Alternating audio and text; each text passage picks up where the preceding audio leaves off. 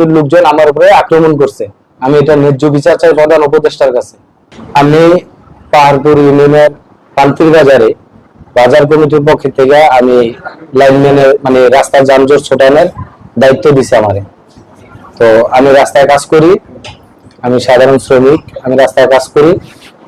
তো 9 তারিখ সোমবার সকাল 9টার দিকে আসিফ মাহমুদ আসবে। এনসিপির লোকজন আমাকে বলছে যে রাস্তাটা ক্লিয়ার রাখার জন্য। তাই আমি ওদেরকে বলছি আমি তো একজন মানুষ, আমি যতটুকু পারি ততটুকু আমি ক্লিয়ার রাখবো। আর যদি বেশি প্রয়োজন হয় তাহলে আপনাদের থেকে 2 জন লোক দেন আমাকে হেল্প করেন, তাহলে আমি রাস্তাটা পুরোপুরি ক্লিয়ার রাখতে পারবো। তো ওনারা আমাকে বলছে যে আমরা এসব করতে পারবো না, তোর কাজ এটা তুই কর।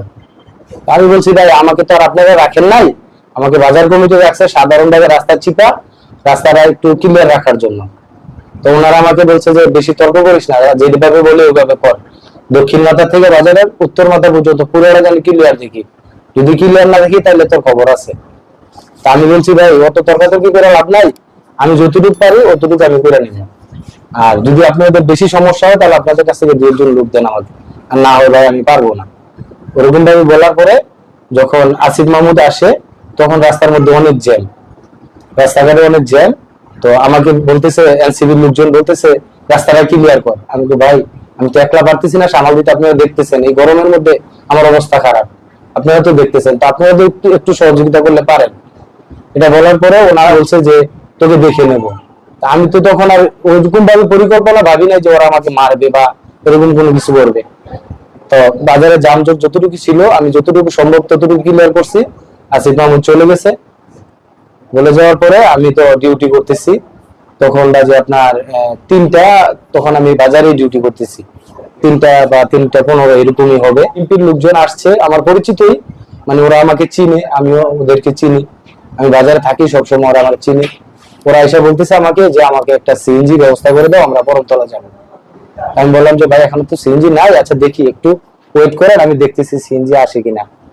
তো কিছুক্ষণ পরে একটা সিএনজি আসছে, সিএনজিটারে বললাম যে ভাই তুই ঘুরে একটু পরমতলা যা, বা এরা যাইবো। ওনার গাড়িতে একজন প্যাসেঞ্জার ছিল এলিটগঞ্জের। তো ওনাকে বললাম, প্যাসেঞ্জারকে বললাম বলে ভাই আপনাকে অনেকটা গাড়িতে দিয়ে দেই আর এই গাড়িটা পরমতলা দিয়ে দিই। উনি বললো আচ্ছা ঠিক আছে, আপনি যেভাবে পারেন সুবিধা করে দিয়ে দেন।